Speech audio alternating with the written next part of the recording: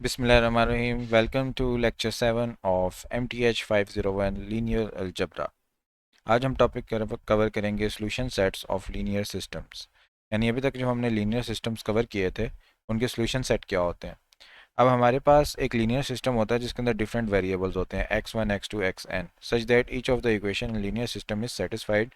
हम ऐसी इनकी वैल्यूज़ लेते हैं जिनको बोलते हैं s1 s2 up till sn। ये हमने सेकंड थर्ड लेक्चर में भी देखा था। The set of all possible solutions is called solution set. ये तमाम जो सॉल्यूशंस होंगे यानी x1 की जगह जो वैल्यू होगी s1 वाली, x2 की जगह वैल्यू होगी s2 वाली, एंड सो ऑन xn के लिए वैल्यू होगी sn, सो ऑन। तो ये जो तमाम वैल्यूज़ हैं जिनको पुट करने से तमाम के तमाम सिस्टम की इक्वेशन सेटिस्फाई होती हैं, इनको बोलते हैं कि ये सॉल्यूशन सेट है। इन तमाम वैल्यूज़ का जो सेट होता है। अब होमोजीनियस लीनियर सिस्टम क्या होता है कि a system of linear equation is said to be homogeneous if it can be written in the form ax is equal to 0। वैसे हम क्या लिखते थे, ax is equal to b। यहाँ पे हमारे पास कोई ना कोई वैल्यूज़ होती थी। अगर मैं इस b को ख़त्म करके कर दूँ 0 तो ये बन जाएगा homogeneous equation ax is equal to 0। और अगर मैं लिखूँ ax is equal to b तो ये बन जाएगा नॉन होमोजीनियस। तो होमोजीनियस के लिए ax is equal to 0 होगा, where a is an m multiplied by n matrix and 0 is the zero vector in Rm। ये जो हमारे पास m इसकी ऑर्डर है ना, रोज का ऑर्डर, इस ऑर्डर वाली स्पेस के अंदर हमारे पास जीरो वेक्टर है, जीरो, जिसको हम जीरो से डिनोट कर रहे हैं। बेसिकली ये जीरो एक कांस्टेंट नहीं है, पूरा एक जीरो वेक्टर है। ट्रिवियल सॉल्यूशन क्या होता है। अब फॉर एग्जांपल मैं कहता हूँ कि 5x is equal to zero. तो एक तो इसका तरीका ये है कि मैं बोलूँ x जो है ना वो ज़ीरो के बराबर है, ठीक है, ये सीधा सीधा नज़र आता है। इस तरह मैं बोलूँ x y is equal to zero, तो मैं बोलूँ कि इनमें से एक कोई चीज़ है ना वो ज़ीरो के बराबर है। तो नॉर्मल नंबर्स में हम यही कर रहे होते हैं। अब इस इक्वेशन के अंदर भी मैं ये कर सकता हूँ कि A x is equal to zero हो रहा है, तो मैं बोलूँ कि ये एक्स ज़ीरो के बराबर है। अगर ये हमने डायरेक्ट बोल दिया ना कि ये ज़ीरो के बराबर है, इसको बोलते हैं ट्रिवियल सोल्यूशन, कि जिसके अंदर हम क्या कहते हैं, हम कहते हैं कि x is equal to zero होगा in vector n। The zero solution is usually called trivial solution of the homogeneous system। homogeneous system के अंदर हम ये बात करेंगे। क्यों ट्रिवियल सॉल्यूशन इसको कहते हैं। ट्रिवियल होता है जो बहुत ही छोटी सी मामूली सी चीज़ होती है या कोई कम एफर्ट से हासिल की गई चीज़ होती है, तो ये इसी तरह का एक सोल्यूशन है। इसमें ज़्यादा हमें एफर्ट नहीं करनी पड़ती और ये एक बेसिक सा सोल्यूशन है। अब जीरो के अलावा अगर कोई सोल्यूशन हम निकालने की कोशिश करें तो उसको हम बोलेंगे non trivial solution. Solution of linear system other than trivial is called non trivial. Homogeneous equation x is equal to zero, अगर x जीरो के इक्वल नहीं है, कोई और वेक्टर हमने निकाल लिया, तो उसको बोलेंगे कि ये नॉन ट्रिवियल सोल्यूशन है। That is a non zero vector x that satisfies A x is equal to zero. ये ऐसा वेक्टर है जो इस इक्वेशन को सेटिस्फाई भी करेगा। अच्छा, अब एक थ्योरम है। थ्योरम ये कहता है कि अगर हमारे पास एटलीस्ट वन फ्री वेरिएबल होगा तभी नॉन ट्रिवियल सोल्यूशन बनेगा। ठीक है, जैसे हमारे पास ये सिस्टम है, हम x1 के लिए कोई वैल्यूज़ निकाल लें, उसका कोई रिलेशनशिप निकाल लें, x2 के लिए भी कोई रिलेशनशिप निकाल लें, जो तीसरा वेरिएबल है x3 उसको हम फ्री डिक्लेयर कर दें। ठीक है, हम बोलें कि x3 जो है उसकी कोई भी वैल्यू हो सकती है। अगर मैंने x3 इज इक्वल टू 5 कर दिया या x3 इज इक्वल टू 0 कर दिया, तो फिर ये मेरे पास नॉन ट्रिवियल सोल्यूशन इस सेट का नहीं हो सकता है। ठीक है, ये बाकी इक्वेशन को सेटिस्फाई नहीं करेगा वेक्टर। तो इसलिए x3 जो है वो मैं जब फ्री रखूँगा तभी सोल्यूशन होगा। मतलब ये भी हम कह सकते हैं कि सोल्यूशन जब भी होगा तब कोई ना कोई एक वेरिएबल फ्री ज़रूर होगा। अब इस चीज़ को हम देखते हैं एक एग्जांपल के ज़रिए। ये हमारे पास एक सिस्टम था, इसको हमने कोफिशिएंट मैट्रिक्स लिखा 3 3 6 5 5 1 -4 -4 -8। ये हमारे पास ये बन गया। इसके अंदर हमारे पास जो वेरिएबल्स हैं, जो हमारे पास वेट्स हैं, वो इस फॉर्म में आ गए x is equal to x1 x2 x3। और राइट हैंड साइड पे हमारे पास जो b है वो जीरो के इक्वल है। अब इसका ऑगमेंटेड मैट्रिक्स जनरेट करते हैं, a ऐसे ही आ जाएगा और ये b वाली वैल्यू इस कॉलम में आ जाएंगी। जब इसको जनरेट करेंगे, अब इसका सोल्यूशन निकालने की कोशिश करते हैं। उसके लिए हम रिड्यूस एचेलॉन फॉर्म के अंदर इसको कन्वर्ट करेंगे, डिफरेंट रो ऑपरेशंस करेंगे, जो भी हम करना चाहते हैं। जो हमने पहले देखा था जो एल्गोरिदम होता है 4 स्टेप्स वाला, 5 स्टेप्स के लिए हम रिड्यूस एचेलॉन करते हैं। जैसे हमारे पास ये आ जाती है row zero is equal to zero, तो यहाँ पे हमारे पास zero is equal to zero आ जाता है। यहाँ पे हमारे पास क्या है, x1 और x3। x1 -4/3 x3 is equal to zero. और यहाँ पे हमारे पास क्या है, x2 is equal to zero. x2 हमारे पास ज़ीरो आ गया, तीसरी चीज़ zero is equal to zero आ गई। x1 को अगर मैं x3 की फॉर्म में लिखूं, अच्छा हमने ये देखा था कि हम किस वेरिएबल को फ्री डिक्लेयर करते हैं। जो हमारे पास पिवट कॉलम नहीं होता ना, उसको हम फ्री डिक्लेयर करते हैं। अब यहाँ पे देखें, ये पिवट कॉलम है, इसके अंदर नॉन जीरो वैल्यू पहले आ रही है, ठीक है। तो हम इसको x1 को फ्री डिक्लेयर नहीं करेंगे, हम x1 को लिखेंगे x1 इज इक्वल टू, ये इधर नेगेटिव उधर जाके पॉजिटिव हो जाएगा, ठीक है। तो x1 is equal to 4/3 x3 लिख देंगे। x2 की वैल्यू वैसे ही एक ही आई हुई है 0, तो x3 जो है उसकी वैल्यू यहाँ पर नहीं है, तो हम बोल देंगे x3 इज फ्री। इसके टू मैनी सोल्यूशन हैं, आप इसकी वैल्यू 0 ले लें, 1 ले लें, 2 ले लें, 3 ले लें, जो भी ले लें, ठीक है। तो ये हमारे पास इसका सोल्यूशन बन जाता है। तो अब यहाँ पे क्लियर हो रहा है कि x3 एक फ्री वेरिएबल है, ax is equal to 0 has non trivial solutions, one for each choice of x3, ठीक है। एक तो इसका ट्रिवियल सॉल्यूशन था जो x3 इज इक्वल टू 0 था, लेकिन x3 की जगह मैं कोई भी वैल्यू ले सकता हूँ, 1 2 3 4 5 जो मैं देना चाहूँ, ठीक है। तो जनरल सॉल्यूशन जो इसका बनेगा, जनरल सॉल्यूशन इसका यही बन रहा होगा, ठीक है, जिसके अंदर हम लिखेंगे कि x हमारा इक्वल है x1 x2 x3 के, और x1 जो है उसकी जगह हम वो लिख देंगे जो x3 के साथ उसका रिलेशन बन रहा था, 4/x3। x2 जो है उस वो हम लिख देंगे इज इक्वल टू 0, और x3 जो है उसको हम लिख देंगे इज इक्वल टू x3, ठीक है। तो अब हम x3 इसमें से कॉमन लेंगे तो हमारे पास आ जाएगा 4/3 0 और 1। तो ये जो हमारा कॉलम वेक्टर आया है इसको हम v से डिनोट कर देंगे, तो हमारा जो जनरल सॉल्यूशन बनेगा वो बनेगा x3v, where v is equal to this. अब x3 की जगह हम कोई भी वैल्यू ले सकते हैं, ठीक है। This shows that every solution of ax is equal to 0 in this case is a scalar multiple of v, ठीक है। अब स्केलर हम x3 की जगह कुछ भी ले सकते हैं, लेकिन जो इसका सोल्यूशन बनेगा वो इस v का स्केलर मल्टीपल होगा। It means that v generate और spans the whole general solution. v जो है ना वो स्पैन करता है over the whole general solution. The trivial solution is obtained by choosing x3 is equal to 0। Trivial solution अगर इससे जनरेट करना है तो x3 को 0 ले लेंगे, हमारे पास ट्रिवियल सोल्यूशन आ जाएगा। ओके, अब हम देखते हैं कि हमारे पास ज्योमेट्रिक इंटरप्रिटेशन इसकी क्या होती है। Geometrically, the solution set is a line through 0 in R cube। जो हमारी ज्योमेट्रिकली सोल्यूशन सेट होगा उसकी जो लाइन गुजर रही होगी वो ओरिजिन से गुजर रही होगी 3 डायमेंशन के अंदर, ठीक है। जैसे इस लाइन फिगर के अंदर गिवन है, क्योंकि हमारे पास ना जो सोल्यूशन सेट है उसमें राइट साइड 0 के इक्वल है ना, तो इसलिए हमारी लाइन जो होती है वो हमेशा 0 से ही क्रॉस कर रही होती है, ठीक है। और इसके अंदर हमारे पास a non real solution can have some 0 entries so as long as not all of entries are zero. मतलब कोई एक दो एंट्रीज इसके अंदर ज़ीरो हो सकती हैं, ठीक है। जैसे हमारे पास x1 है, x2 है, x3 है, तीनों को अगर मैं ज़ीरो ले लूँ तो ये मेरा बन जाएगा ट्रिवियल सॉल्यूशन। लेकिन अगर मैं किसी एक को भी नॉन ज़ीरो ले लूँ ना, फॉर एग्जांपल इसको 6 ले लूँ या इसको 8 ले लूँ, इसको 0 रखूँ, तो ये मेरा ट्रिवियल सॉल्यूशन बनेगा। यानी कोई कुछ वैल्यू 0 ले सकता हूँ, तमाम वैल्यू नॉन ट्रिवियल सॉल्यूशन के अंदर 0 नहीं ले सकता। अब हमारे पास एक सिस्टम है, इसको सॉल्व करते हैं। ये हमारे पास इक्वेशन है 10x1 minus 3x2 minus 2x3 is equal to 0, ठीक है। ये हमारे पास एक लीनियर कॉम्बिनेशन टाइप बना हुआ है ना, तो हम इसको सॉल्व करते हैं एक बेसिक वेरिएबल x1 के लिए। x1 को मैं लिख दूंगा इज इक्वल टू, जैसे x1 इधर रह जाएगा और ये उधर जाके प्लस हो जाएंगे, तो ये बन जाएगा 3x2 प्लस 2x3, ठीक है। और यहाँ पे इसके साथ 10 था, अब मैं इस 10 को यहाँ से हटाऊँ और यहाँ पे डिवाइड कर दूँ, तो ये बन जाएगा x1 is equal to 0.3x2 plus 0.2x3। हमने उसको पॉइंट की फॉर्म में लिख दिया, 3/10 भी लिख सकते हैं, 2/10 भी लिख सकते हैं, फ्रैक्शन की फॉर्म में भी लिख सकते हैं, ठीक है।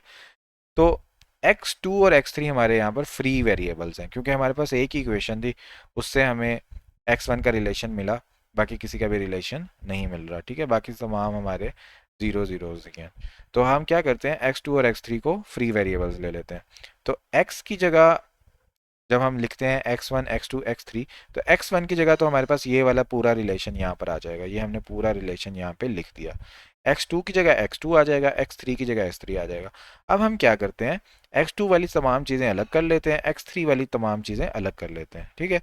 तो ये हो जाएगा 0.3x2, x2 और x2 यहाँ पे नहीं था तो इसकी जगह आ जाएगा 0। पहले फिर लाइन में x3 के लिए 0.2x3, दूसरी लाइन में x3 नहीं है उसकी जगह 0 आ जाएगा, और x अब क्या करेंगे, इसमें से x2 कॉमन ले लेंगे और इसमें से x3 कॉमन ले लेंगे। जब इसके अंदर से x2 कॉमन लेंगे तो ये बन जाएगा 0.3 1 और 0, और जब इसके अंदर से हम x3 को कॉमन लेंगे तो ये बन जाएगा 0.2 और 0 और 1, ठीक है। अब हम क्या करेंगे, इसको बोल देंगे कि ये v है और इसको बोल देंगे ये u है, तो हमारा एक जनरल सॉल्यूशन आ जाएगा x2v प्लस x3u, ठीक है। तो ये हमारा एक जनरल सोल्यूशन बन जाता है इस सिस्टम का। ठीक है, आगे इन्होंने यही बात की हुई है, इसको u ले लें, इसको v ले लें और जनरल सोल्यूशन बना लें कॉमन लेके। अच्छा, the calculation show that every solution of one, जो पहली इक्वेशन थी ना सिंगल लाइन वाली, is a linear combination of the vector u v. इसके जितने भी सोल्यूशन होंगे इन दोनों वेक्टर्स के लीनियर कम्बिनेशन होंगे, और सोल्यूशन सेट जो है वो स्पैन करेगा यू वी के ऊपर। जैसे पहले हमने ऊपर देखा था, हमारा सोल्यूशन आया था x is equal to x three v, जो पूरा पुराना सवाल था ना, उसमें फिर हम ये बोल रहे थे कि जो सोल्यूशन सेट होगा उस पर v स्पैन कर रहा होगा। ठीक है, उसका जो स्पैन बनेगा v के बिना। यहाँ पे हमारे पास u भी आ गया है और v भी आ गया है, तो हम बोलेंगे the solution set is span u v. तो ये दोनों के ऊपर स्पैन कर रहा होगा, और ये दोनों डिफरेंट हैं, एक दूसरे के मल्टीपल नहीं है, दोनों को हम स्पैन में इंक्लूड करेंगे। तो इसकी जो ज्योमेट्रिकल रिप्रेजेंटेशन आएगी वो कैसे आएगी? जब हमारे पास सिंपल v था तब तो हमने इस ओरिजिन से उसको पास कर दिया था। अब हम देखते हैं, since neither u nor v is a scalar multiple of other, एक दूसरे के मल्टीपल नहीं है, so these are not parallel, तो ये फिर ये पैरेलल भी नहीं है। The solution set is a plane through the origin. पहले हमने क्या किया था, रीजन से एक लाइन गुजारती थी सिंपल, लेकिन अब ये पैरेलल नहीं है, तो हम क्या कर रहे हैं, एक प्लेन पूरा का पूरा बना रहे हैं। ये जो प्लेन पूरा का पूरा बन रहा है, this is basically the solution set. ठीक है, इसके अंदर x की डिफरेंट वैल्यूज हो सकती हैं। अच्छा, अब हम देखते हैं नोट में कि above example illustrate the fact that the solution set of homogeneous equation ax is equal to 0 can be expressed explicitly as span v1 v2 vp for suitable vectors v1 से लेके vp तक, because solution set can be written in the form of linear combination of these vector. If only solution is zero vector then the solution set is span 0. ठीक हो गया। अब अगर हमारे solution set के अंदर v है, तो v का बेसिकली मतलब ये है कि उसका कोई भी लीनियर कॉम्बिनेशन हो सकता है, v1 plus v2 plus v3 up till vp, और इनके साथ कोई ना कोई कांस्टेंट्स भी हैं, c1 c2 c3। अगर हमारे पास अब v1 v2 भी लिख सकते हैं, या vu इस तरह भी लिख सकते हैं, कुछ भी लिख सकते हैं ना। अच्छा, अब हमारे पास अगर कोई भी इस तरह का वेक्टर नहीं आ रहा सोल्यूशन सेट के अंदर, तो हमारा जीरो वेक्टर सोल्यूशन के अंदर होगा और वो स्पैन करेगा जीरो के ऊपर। ठीक है, यानी हमारा हर जो सिस्टम होगा वो जीरो पे तो स्पैन कर ही रहा होगा। एग्जाम्पल 3 देखते हैं प्रैक्टिस के लिए। ये हमारे पास एक सिस्टम है, इसका सोल्यूशन सेट बनाने की कोशिश करते हैं। इसके राइट पे सारे जीरो हैं, तो ये होमोजीनियस सिस्टम है। पहले इसका कोफिशिएंट मैट्रिक्स बना लेते हैं, 1 -4 और यहाँ पे ज़ीरो आ जाएगा, और 3 -9 और -3 आ जाएगा, और 1 2 और -6 आ जाएगा। ये इसका कोफिशिएंट मैट्रिक्स बन जाएगा। एक्स के अंदर हमारे पास ये वेट्स आ जाएंगे, जो इसके वेरिएबल्स हैं, ये बन जाएंगे x1 x2 और x3, और b के जगह ये आ जाएगा। फिर इसका ऑगमेंटेड मैट्रिक्स बनाएंगे, तो हमारे पास ऑगमेंटेड मैट्रिक्स में यहाँ पे तमाम रो जीरो आ जाएगी। फिर इसको रिड्यूस एचेलॉन फॉर्म में लेके जाएंगे, और फिर इसके बाद वैल्यूज़ निकालने की कोशिश करेंगे। जब हम रिड्यूस एचेलॉन फॉर्म के अंदर लेके जाएंगे, तो अगर तो इसका नॉन ट्रिवियल सोल्यूशन निकालना है, तो कोई ना ये एक वेरिएबल फ्री होना चाहिए, तो वो चीज़ देखते हैं। रिड्यूस एचेलॉन फॉर्म के अंदर लाने के लिए हमने ये ऑपरेशंस परफॉर्म किए, तो हमारे पास ये रिड्यूस एचेलॉन फॉर्म आ गई। फिर आपने देखा कि x3 फिर फ्री बन रहा है। ठीक है, x1 x2 हमारे पास ये पिवट कॉलम्स बन रहे हैं, और x3 हमारे पास फ्री बन रहा है, उसके अंदर हमारे पास कोई पिवट कॉलम नहीं है। तो x1 की हमारी जो वैल्यू आएगी वो आ जाएगी x1 -5x3 is equal to 0, यहाँ से निकलेगी ये वैल्यू। ठीक है, और x2 + 2x3 is equal to 0, और 0 इज इक्वल टू 0। ठीक है, अब हम क्या करेंगे, अब इस रिजल्ट से ये क्लियर हो गया कि x3 एक फ्री वेरिएबल है ना। So ax is equal to 0 has non trivial solution. हमने यही बात की थी थ्योरम में कि नॉन ट्रिवियल सोल्यूशन तभी होंगे जब फ्री वेरिएबल होगा। तो हमारे पास x1 की वैल्यू 5x3 आ गई, x2 की वैल्यू x3 के लिहाज से ये आ गई, और x3 फ्री हो गया। अच्छा, जब हमारे पास ये वैल्यू आ जाती है ना, फिर हम क्या करते हैं, इन वैल्यूज़ को एक कॉलम वेक्टर की फॉर्म में लिखने की कोशिश करते हैं, ताकि हमारा एक जनरल सोल्यूशन बन जाए। तो हम लिखते हैं x is equal to, column vector बनता है x1 x2 x3, जो हमने पहले सपोज किया होता है। ठीक है, क्वेश्चन के अंदर यहाँ पे हमने इसको सपोज किया था। अब इसके अंदर हम वैल्यूज एंटर करने की कोशिश करते हैं, तीनों की क्या वैल्यूज हैं।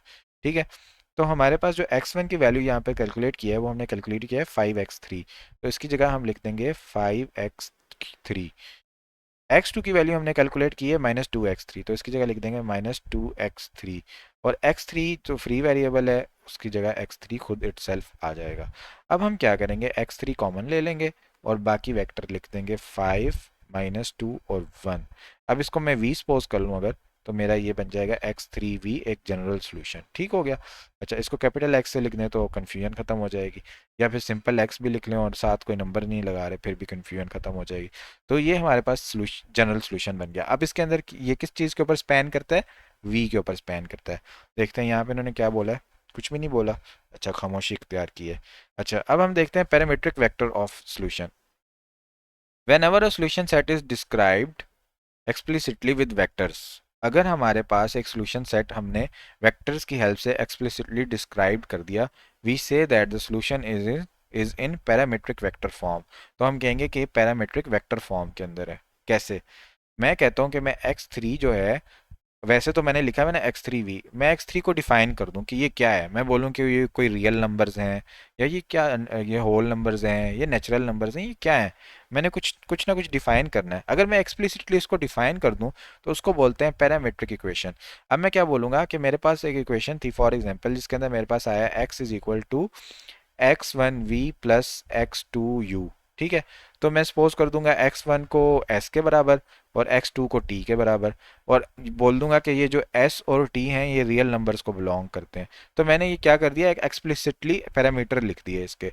अब मेरे पास एक सोल्यूशन था x is equal to t v. तो मैं सॉरी, इस तरह नहीं था, मेरे पास एक सोल्यूशन था x is equal to x3v। तो मैं क्या बोलूँ, x3 को t से रिप्लेस कर दूं तो बन जाएगा x is equal to t v, और बोल दूं t belongs to r, t real number के अंदर है, या लिख दूं t इन r। ठीक है, जैसे बुक में लिखा हुआ है, इन्होंने लिखा हुआ है कि एस टी इन आर। तो इस तरह से हम अपना एक सोल्यूशन पैरामीट्रिक इक्वेशन की फॉर्म में लिख देते हैं। इसको पैरामीट्रिक वेक्टर इक्वेशन कहते हैं ऑफ द प्लेन। प्लेन का है ये क्योंकि इसके अंदर दो वेक्टर्स आ गए हैं। It is written in the form to emphasize the parameters very over the real numbers. ये सिर्फ इसलिए लिखते हैं कि एक्सप्लिसिटली एम्फेसाइज कर रहे होते हैं कि ये पैरामीटर्स रियल नंबर्स के ऊपर वेरी कर रहे हैं, रियल नंबर में से हम चूज करते हैं। Similarly equation x is equal to s3v with x3 free और x is equal to tv with t in r is a parametric vector equation of a line. इसके अंदर एक वेक्टर है तो ये लाइन की इक्वेशन है, इसके अंदर दो वेक्टर हैं तो ये प्लेन की इक्वेशन है।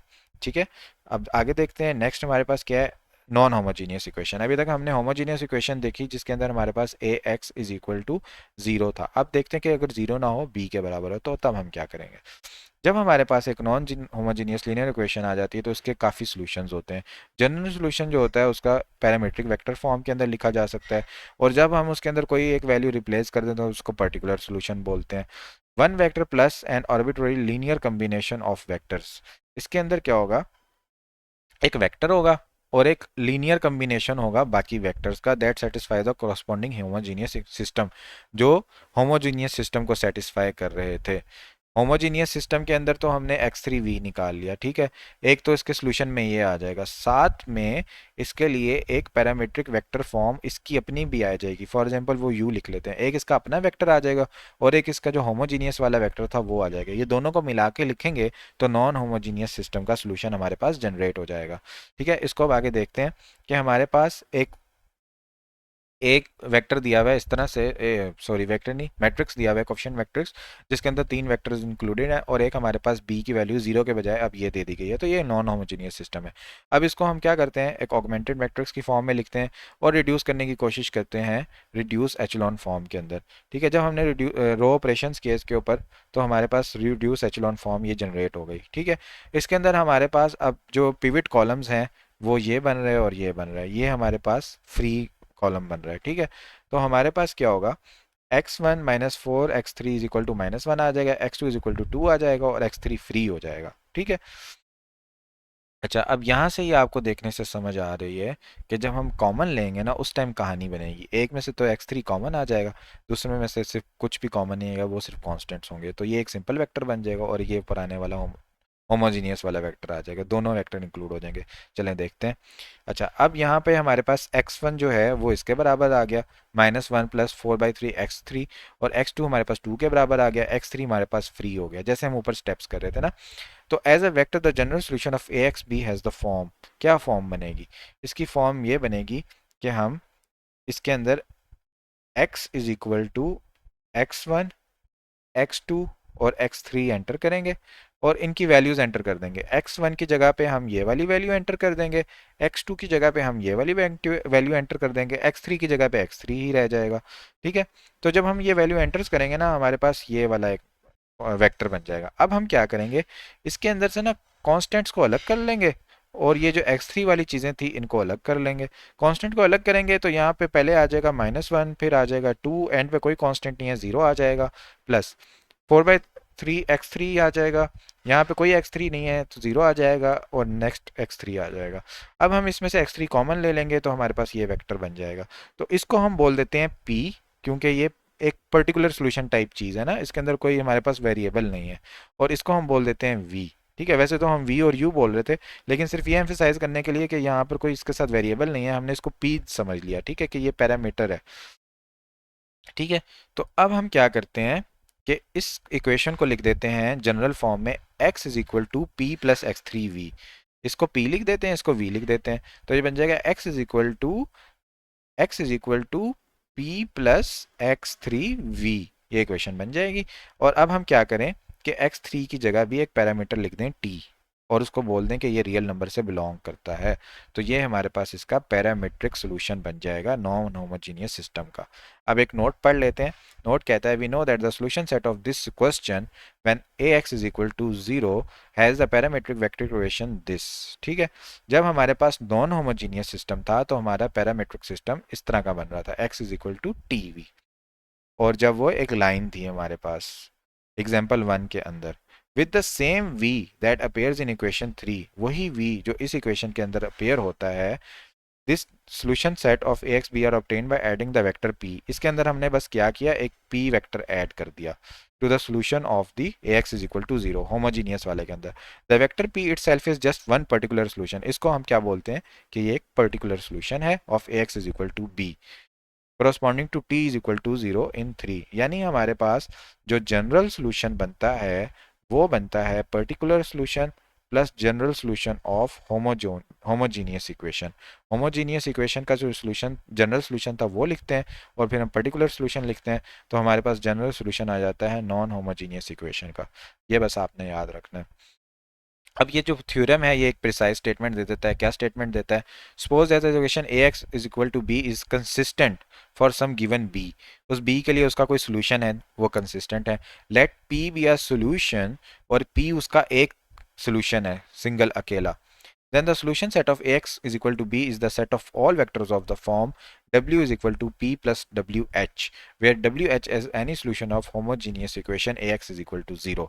यानी इसका जो सेट सोल्यूशन सेट होगा वो इस फॉर्म में होगा, w is equal to p plus जो होमोजीनियस इक्वेशन का हमारा सोल्यूशन था वो, इसको vh लिख दिया हमने, vector h which is a solution of homogeneous equation ax is equal to 0। तो ये हमारा एक थ्योरम है जो हमने पहले बोला था। अच्छा, अब हम प्रैक्टिस कर लेते हैं। ये हमारे पास एक इक्वेशन है। जब भी आपके पास सिस्टम आए ना, उसको आपने पहले तो कोफिशिएंट मैट्रिक्स लिख लेना है उसका, एक आपने वेरिएबल्स वाला मैट्रिक्स लिख लेना है, और एक आपने लिख लेना है राइट साइड वाला मैट्रिक्स। फिर आपने इन दोनों को मिला के ऑगमेंटेड मैट्रिक्स बनाना है, और उससे ये वाले मैट्रिक्स को कैलकुलेट करने की कोशिश करनी है कि इसकी x1 x2 x3 की क्या वैल्यूज होंगी। ठीक है, अब हम देखते हैं। ऑगमेंटेड मैट्रिक्स जनरेट किया, रो ऑपरेशंस किए हमने परफॉर्म, एंड पे हमारे पास आया रिड्यूस एचलॉन फॉर्म के अंदर ये। अब इसके अंदर अगर आप देखें, ये हमारे पास पिवट कॉलम, ये हमारे पास पिवट कॉलम, यहाँ पे हमारे पास कुछ भी पिवट नहीं है, तो x3 फ्री हो जाएगा, और हमारे पास x1 की वैल्यू आ जाएगी यहाँ से x1 minus 5x3 is equal to -2, और x2 plus 2x3 is equal to 1। ये हमारे पास इक्वेशंस आ जाएंगी। हम रिलेशन निकाल लेंगे x1 का 5x3 के लिहाज से, और x2 का भी। इसको इस मैट्रिक्स के अंदर पुट करेंगे, उसके बाद कोफिशिएंट्स को अलग कर लेंगे, और x3 वाली चीज़ों को अलग कर लेंगे। ठीक है, अच्छा यहाँ पे इन्होंने कुछ गलती की है बुक के अंदर, just a second ji.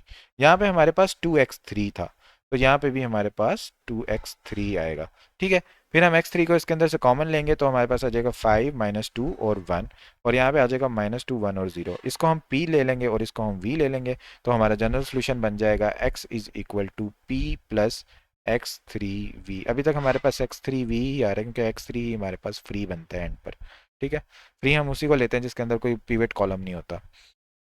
Okay, तो हमारा ये एक पैरामीट्रिक वेक्टर फॉर्म बन जाती है नॉन होमोजीनियस सॉल्यूशन की। ओके, अब यहाँ पे इन्होंने एक स्टेप्स दिए हैं कि अगर हमारे पास कोई एक सिस्टम है, steps of writing a solution set of a consistent system, और उसका कोई सॉल्यूशन बनता भी है इन पैरामीट्रिक वेक्टर फॉर्म, हम कैसे उसको कैलकुलेट करेंगे। सबसे पहले हम क्या करेंगे, रो रिड्यूसेस द ऑर्डिमेटिक matrix to reduce echelon form. हम क्या करेंगे, रो ऑपरेशंस करेंगे और ऑगमेंटेड मैट्रिक्स को रिड्यूस एचेलॉन फॉर्म के अंदर लाने की कोशिश करेंगे। फिर express each basic variable in terms of any free variable appearing in an equation. Step 3 में हम क्या करेंगे कि टिपिकल सॉल्यूशन जो x का है उसको एज अ वेक्टर लिख देंगे, उस entry is point on the free variables, यानी x3 के साथ कॉमन लेके उसको लिखना पड़ेगा, तो इस x3 फ्री वेरिएबल के ऊपर उसकी एंट्रीज डिपेंड कर रही होंगी। और decompose x into linear combination of vectors with numeric entries using the free variable as parameter. और जो हमारा x है जिसके अंदर हमारे पास x1 x2 x3, उसको डीकम्पोज करेंगे, ठीक है। यानी ये भी x3 के फॉर्म में कुछ बन रहा होगा, ये भी x3 की फॉर्म में कुछ बन रहा होगा, x3 कॉमन लेके अलग करेंगे, इसको अलग करने को कह रहे हैं डीकम्पोज। डीकम्पोज करेंगे लीनियर कम्बिनेशन ऑफ वेक्टर्स, ठीक है, u plus we, x2u plus x3v, इस तरह की कोई कम्बिनेशन बनाने की कोशिश करेंगे। Linear combination of vectors with numeric entries, जिनके अंदर न्यूमेरिक एंट्रीज होंगी वेक्टर्स के अंदर, उन वेक्टर्स के अंदर कोई वेरिएबल्स नहीं होंगे, using the free variable as parameter. इसका जो पैरामीटर होगा वो फ्री वेरिएबल होगा। इन स्टेप्स के ज़रिए हम किसी भी मैट्रिक्स का सोल्यूशन निकाल लेते हैं, जो नॉन होमोजीनियस हो या होमोजीनियस हो, कोई भी हो, उसका पैरामीट्रिक वेक्टर फॉर्म का सोल्यूशन निकाल लेते हैं। क्या 4 स्टेप्स हैं, इनको छुपाते हैं और रिवाइज करते हैं कि सबसे पहले हम एक ऑगमेंटेड मैट्रिक्स जनरेट कर लेंगे। ऑगमेंटेड मैट्रिक्स जनरेट करने के बाद उसको हम रिड्यूस करने की कोशिश करेंगे रिड्यूस एचलॉन फॉर्म के अंदर। जब उसको रिड्यूस एचलॉन फॉर्म के अंदर हमने रिड्यूस कर दिया तो फ्री वेरिएबल देखेंगे, फ्री वेरिएबल देखने के बाद x की वैल्यूज़ लिखेंगे, x1 x2 x3, और इस x3 के ऊपर डिपेंड कर रही होंगी वो। फिर उसके बाद हम डिकम्पोज कर देंगे उन वैल्यूज़ को और डिपेंडेंट वेरिएबल की बेस के ऊपर एक लीनियर कम्बिनेशन बना देंगे वेक्टर्स का। इस तरह जो हमारा जो रिजल्ट बनेगा वो होगा पैरामीट्रिक वेक्टर फॉर्म। यहाँ पे हमारा ये चैप्टर एंड होता है। Thank you so much everyone for joining. Take care. अल्लाह हाफिज़।